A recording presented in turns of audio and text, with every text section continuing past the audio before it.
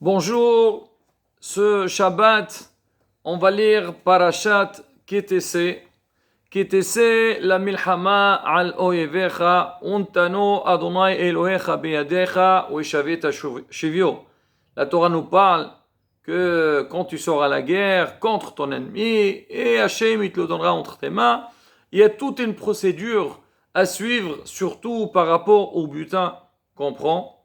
Mais Hachamim, ils ont expliqué, ils ont dit Lo dibra Torah et la kenegde sarara. La Torah l'a parlé contre le sarara parce qu'il y a l'histoire avec Eshetifat Toar. Mais bon, on va pas entrer dans ce détail-là. Mais Hachamim, ils expliquent, ils disent que Kitesela Milhama, ils disent la plus grande guerre de l'homme, c'est la guerre contre son Yesarara. On va essayer, Rabotai, surtout qu'on s'approche au jour de Rosh Hashanah. 2 semaines sont déjà passées. On va essayer, Bezat Hashem, de développer à travers. Donc, ce pasouk, c'est prendre des petits conseils pour que Bezat Hashem, on puisse encore une fois surmonter cette période difficile. Et on va essayer aussi de faire un lien avec la fin de la paracha. À la fin de la paracha, on va parler de Mehiyat Amalek. Zachor et Asher Asalecha Amalek. Ça, on connaît tous Parashat Zachor. Le Shabbat qui précède Purim, alors on fait sortir un Sefer Torah supplémentaire parce qu'il y a une mitzvah qui est se rappeler ce que Amalek nous a fait dans le passé et on doit tout le temps nous rappeler de ça. Alors on va essayer de voir Rabotai et faire un petit lien entre le début et la fin de la paracha. Alors on a dit que Hachamim explique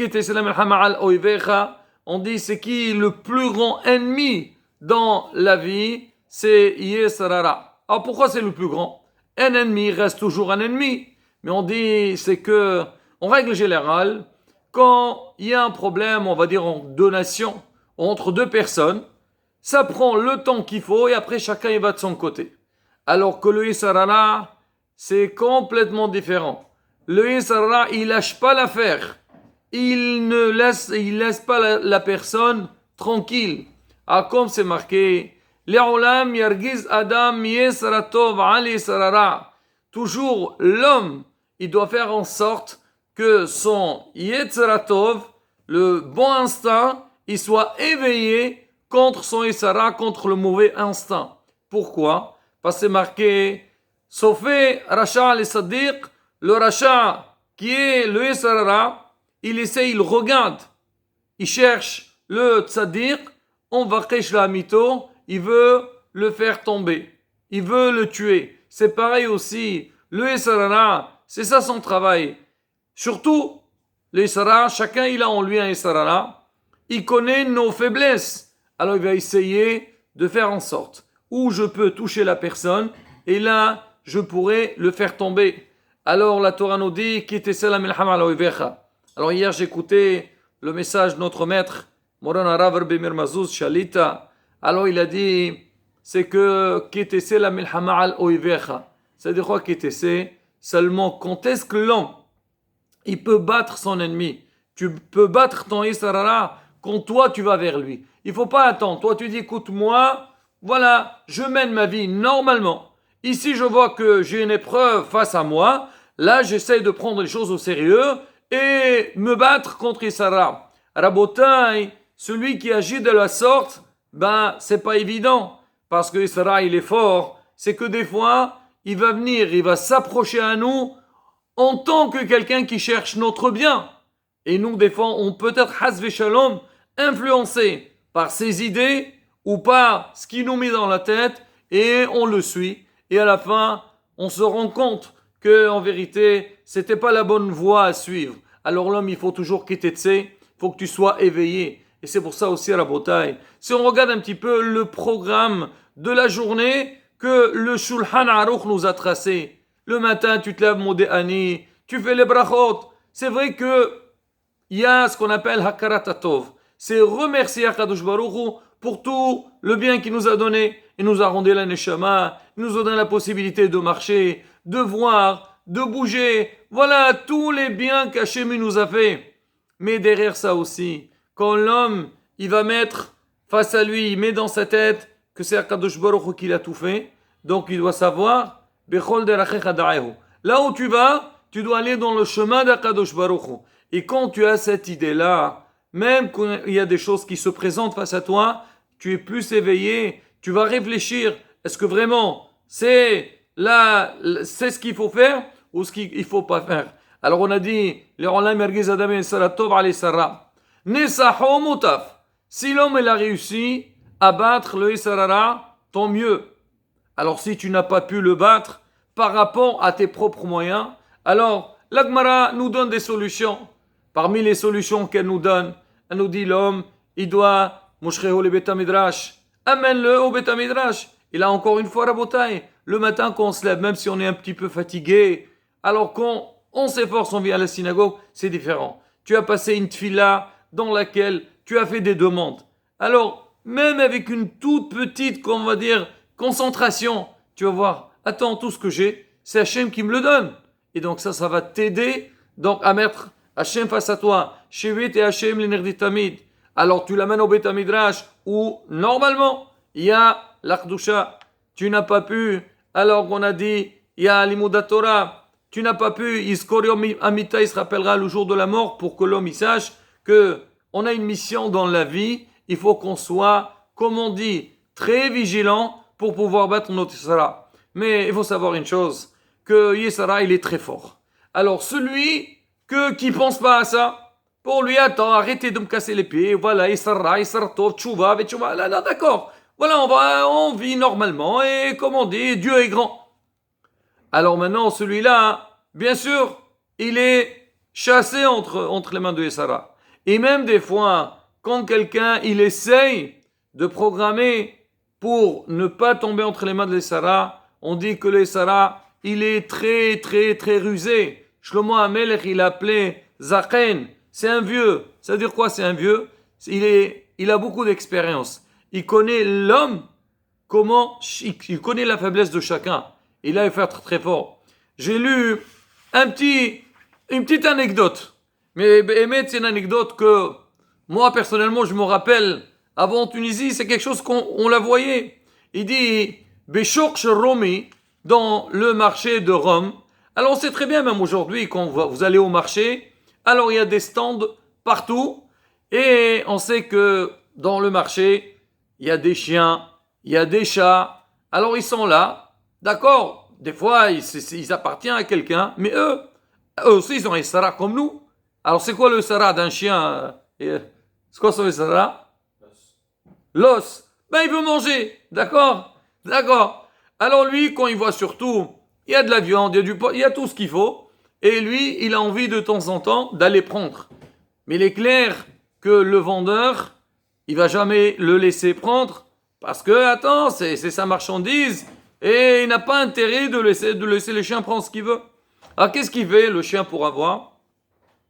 Alors, lui, il se met sur le sol, comme s'il dormait, pratiquement mort. Et là, le vendeur, il s'essaye. Ah, Baruch Hashem, il est en train de dormir, donc je suis tranquille. Il dit à un moment donné, quand le chien, il regarde que le propriétaire ou le vendeur, il est un petit peu occupé, qu'est-ce qu'il fait? Il va sauter, par exemple, s'il y a un plateau qui est plein de viande ou de poisson ou de n'importe, il va sauter dessus et il va donner un coup et tout le plateau, il va sauter. Et qu'est-ce qu'il fait le chien? Il va prendre un morceau, il va se sauver avec. Alors bien sûr, le vendeur, quand il va voir donc ce qui c'est la scène, il va commencer à crier, oh là là, qu'est-ce qu'il m'a fait ce chien? Roulez. Alors il vient, il s'approche, il commence à ramasser tous les morceaux. À la fin, il compte. Qu'est-ce qu'il voit? Par exemple, il dit, j'avais 20 morceaux, il va trouver que 19. Il dit, bon, il a pris un. Au début, dans sa tête, comme si tout est parti. Il dit, bon, allez, kapara, il est parti. Rabotai, le vendeur, quand il va voir ça, il va se dire, bon, c'est vrai, il y a eu, ça, c'est pas bien ce qui s'est passé, mais après tout, comme on dit, le dégât n'est pas très fort. Mais si on réfléchit bien, Rabotai, entre nous, le chien, combien il voulait le chien? Est-ce qu'il cherchait à prendre tout le plateau? Il peut pas. C'est le lendemain. Lui, dans sa vie, il voulait un seul.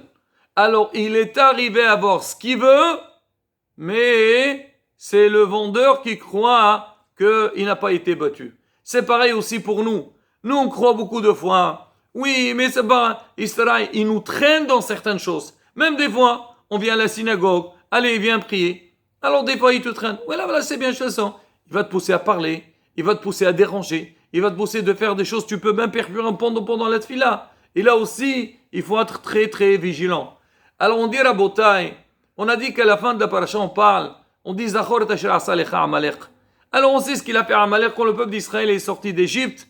Alors tout le monde avait peur de lui, de Dam Israël, et lui il a dit je veux pas laisser cette situation, je vais faire la guerre contre Israël, je sais que je perdrai, mais au moins que cette peur qu'il y a dans les nations, elles sont là. Dit, à partir du moment qu'Amalek il a pu faire la guerre, bon, lui il n'a pas réussi, d'autres ils pourront le faire.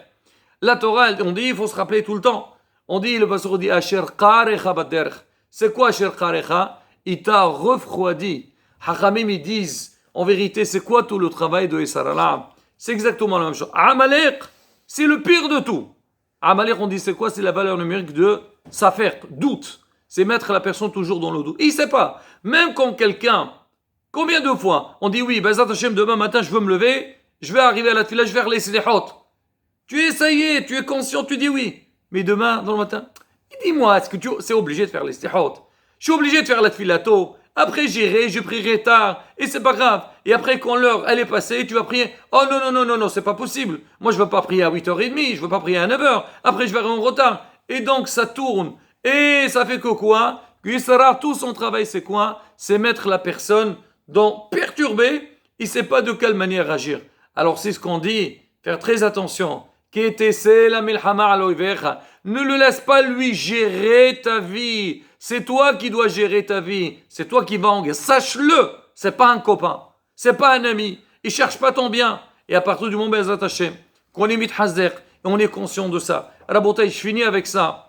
C'est vrai, on parle de la Teshuvah, on parle de Rosh Hashanah, mais des fois, on n'arrive pas à saisir c'est quoi Yom Adin. Hier soir, on avait ici des grands rabbanim, ils ont parlé, et ils nous ont rapporté des anecdotes, et ils ont parlé des tzadikim de l'Ilyon. Pendant cette période, c'était une terreur. C'était une terreur, pourquoi? Parce que Yom Adin, il arrive.